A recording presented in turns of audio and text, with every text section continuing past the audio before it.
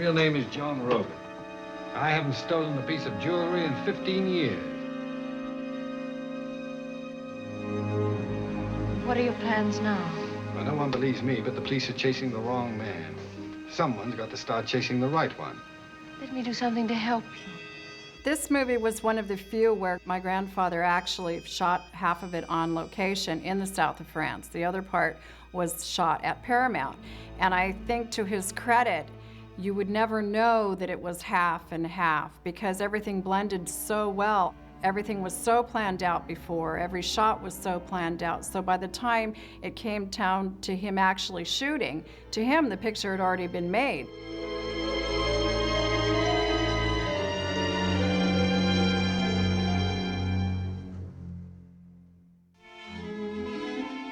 First element that was important was for a group of us to go to the south of France to find the various locations because we knew that all the exteriors would be shot there.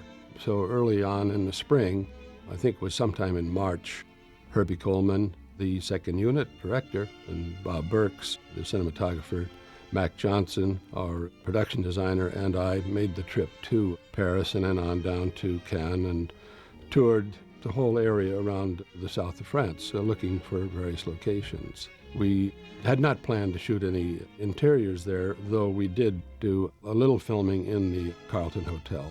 Finding locations in the south of France wasn't particularly difficult because it's all there and it's all so beautiful.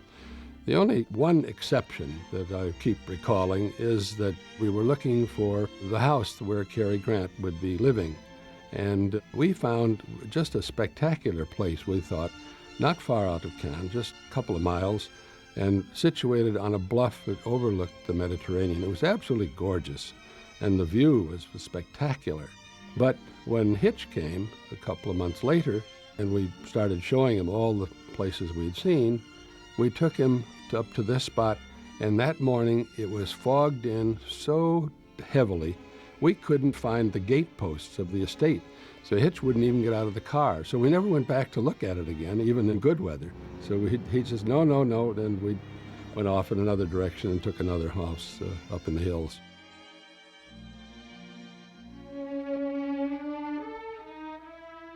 We had certain problems with the French, with the language. Brigitte Aubert, not so much, but Charles Vanel was a real difficult situation because he did not speak any English, and he had great difficulty even speaking it phonetically with the cue cards, just a couple of words at a time. A most unhappy affair, eh, Ruby? I think he was dubbed at the end completely. Ladies and gentlemen, this is the most important announcement we have ever been privileged to make. This theater is now being ready to present VistaVision. The film was shot in VistaVision because that was Paramount's answer to CinemaScope. They had come up with the idea of shooting film in a horizontal fashion, pulling 2 frames at a time instead of 1. There were pictures ahead of ours that were done in VistaVision, but they particularly wanted this one in VistaVision because of the colorful backgrounds in Cannes and so on. One of the problems it caused was for close-ups and keeping the background in focus, which is what Paramount studio executives were dying to get. They did not want to see the background go out of focus. Well, this, of course, was not something that Hitch would subscribe to. If he wanted to do a close-up, he was going to do a close-up, and if the background went out of focus, it's just too bad. But we filmed it entirely in VistaVision. Robert Burks was Hitchcock's director of photography. This was their 5th collaboration. The first one had been Strangers on a Train.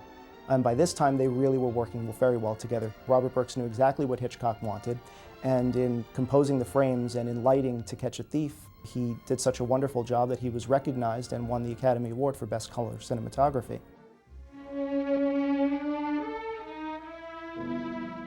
The costumes were terribly important in this movie, and that's why he was so happy that he had Edith Head, who was not only a close friend, but a brilliant costumier. And she worked with him right through on the script. It wasn't up to the actress. I remember he had one actress who said, "Oh, I can't wear this." And Edith said, "Yes, you can." Because she and my father had already gone over all of this. The first time we were shooting, they start with Cary Grant, and they presented the costume to Hitchcock to know if it was okay for the beginning of the film. We shot it in 1954, but the film is supposed to take part after the war, between 1948, 47, 48, 49. And I was astonished to see that he had a shirt with buttonholes on the collar. And this was very modern. It was American shirt. I said, it's funny because in France, you didn't have this kind of shirt. And Hitchcock heard it. And he said, no more this shirt. And that's why in the film, he is wearing striped pullover with a red foulard. One thing that Cary Grant often did was he would show up on the set the next day with pages of script that he had gone over, and he would say to Hitchcock, "Hitch, I have an idea." Now, Hitchcock, who was very meticulous in preparing his films, he didn't want to start making changes while they were on the set, so he would palm him off to John Michael Hayes and say, "Well, listen, talk to John. If it's okay with John, we'll make the change." But he had told John Michael Hayes, "Listen, just delay him. I don't want to make any changes right now. Delay him until it's too late, and we'll have to shoot the scene as is." Now, Cary Grant was being put off, and he was good-humored and good-natured about it, until one day it was something that he really felt strongly about. And he went to Hitchcock and said, "Could we just please try it my way once, and we'll try it your way?" Well, Hitchcock agreed, but what he had done was he primed the crew, and he told them in advance that they were going to try it both ways. So they ran the scene Cary Grant's way, and right after that they ran it Hitchcock's way, at the end of which the entire crew, from the lighting boys to the grips to the sound crew, burst into applause. Now, Cary Grant just kind of looked flustered and said, "Well, Hitch, I guess you're right. We'll do it your way."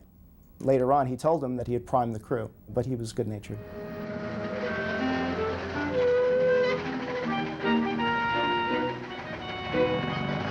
We were always curious about where Hitch was going to appear. In fact, we'd ask early in the start of the film, say, "Well, Hitch, where are you going to be? I don't see anything where you can fit in just right." And he said, "Well, I'm not sure yet. I haven't made up my mind yet, but when the time comes, we'll figure it out."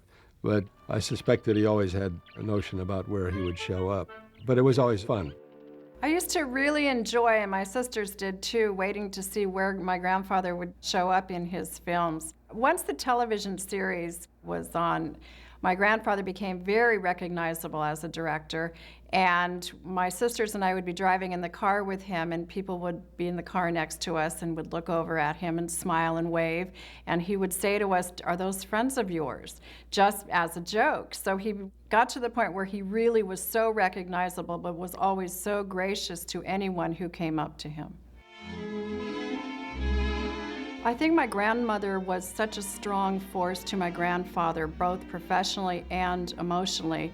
He really loved her just so, extraordinarily, and he had her by his side. She was a very strong force by his side, very quiet, but a very strong force to him. And she was the one person who really understood him more than anyone. In To Catch a Thief, Alma was also contributing in small ways as well. The chase sequence in To Catch a Thief, where Cary Grant and Grace Kelly are in the car and they're being followed by the police, John Michael Hayes wrote this long sequence of dialogue, and she suggested how they break it up. They're in the car at first, and they have part of the dialogue takes place in the car, and then part of the dialogue takes place when they get to one of the villas, and then another part of the dialogue takes place when they get to the picnic. You're just not convincing, John. You're like an American character in an English movie. And so Alma brought her editing skills to work in breaking up that sequence. Otherwise, it would have been a very lengthy dialogue sequence, which Hitchcock really abhorred. He always referred to that as pictures of people talking, and he did not like to make those kind of movies. At the end of the film, I always ask the actor and the director to sign the front page of the script. And Cary Grant wrote something very nice, and Hitchcock, he scratched his name, director Hitchcock, and put director Sylvette Boudreau. He always did the profile with his big cheek and signed Hitchcock. As Cary Grant left, I had this letter at the Carlton Hotel in my keyhole. And he wrote, "Dear Sylvette, alas, I live in a hurry without opportunity to get you a little present of remembrance and appreciation. So, instead, please be a dear and get yourself something you may prefer. You have my happiest thoughts and gratitude. Au revoir, Cary Grant." Vous voulez? Alors, he wrote it in French the good way, and then he wrote it voulez, because it's the English pronunciation. It's the word he was supposed to say in the market flower sequence. And there was French money in it, so I bought something, as he said, be a dear and get yourself something you may prefer, and I bought a striped T-shirt, like the one he had in the film. When the first unit work, as we call it, was finished in the south of France, Hitch and Grace and Cary came back to Paramount and picked up filming the interiors. And the second unit, or the helicopter unit, continued on in the south of France, and I stayed on with that unit as their production manager. And naturally, you did not want to shoot all of that material over day after day after day with the principals, and with Hitch being there and with Cary and Grace being there. So we used doubles, naturally, and Hitch asked if we couldn't shoot with a helicopter. Not much in the way of filming had been done with a helicopter up to that point. So it was very crudely done in a way. We took a door off of the side of the helicopter and tied it in with ropes and cables and wires and so forth, then shot. There were some pretty scary moments for the chopper pilot and the cameraman, I can tell you.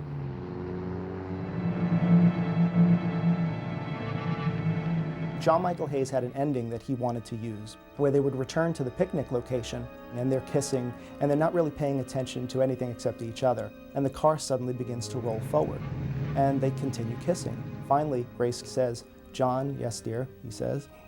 She says, "Would you mind putting your foot on the brake?" He says, "All right." And the last shot would have been the front end of the car hanging over the cliff. But John Michael Hayes just couldn't convince Hitchcock to do it. I think my grandfather had happy endings in his films, but there always had to be that little bit of a twist to it. Even though at the end of the film you have everything happy and everything wonderful and Cary Grant and Grace Kelly together, you still have that little twist of, well, Mother's going to love it here. So this is where you live. Oh, Mother will love it up here. So I think he brought everything, his humor and everything, into this one picture. George Tomasini had been an editor on so many of my grandfather's films, and he was the editor on To Catch a Thief.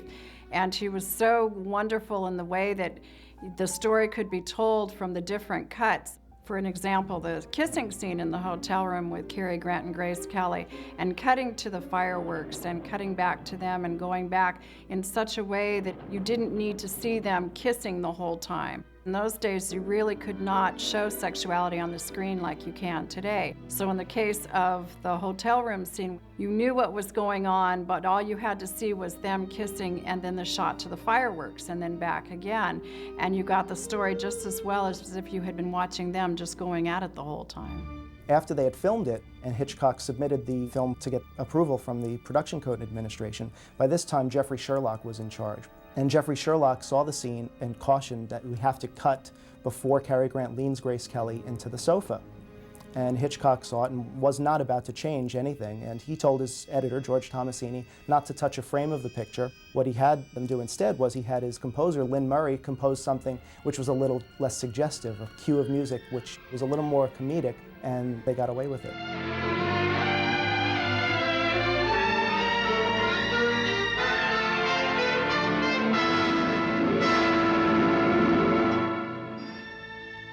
The score in To Catch a Thief was so different, I think, from a lot of his other films. It was not the build-up that there normally is in the suspense type of thing. Like if you take the kissing scene with Cary Grant and Grace Kelly, it was a different sound than what we're used to hearing, and it was almost something that caught you a little off guard. But I think in this instance, it worked so well.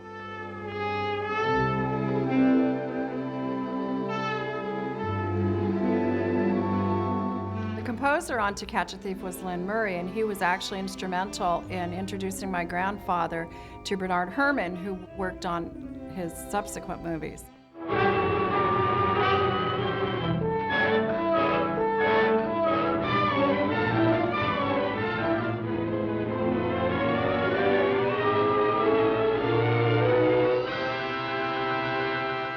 The release of To Catch a Thief came on the heels of the release of Rear Window, which is a huge success. So I think there was a little apprehension that they wanted to have this as big a success as Rear Window, and it did. It was a big box office success for my grandfather, for the studio. It had a royal premiere with Grace Kelly and Cary Grant and my grandfather. There really was a lot of publicity about this. To Catch a Thief was a tremendous success, both financially and critically, and it solidified Hitchcock's relationship with both the studio and with his screenwriter. This was a crew that he would go on to make a number of pictures with, so he was very happy with his association at Paramount. It was certainly the happiest years of his career in some respects. I remember my grandfather talking about how the movies were made for the audience. They were not made for the critics. They were not made for the studios. They were made for the people who paid the money to be entertained. That was what it was all about, was pure entertainment.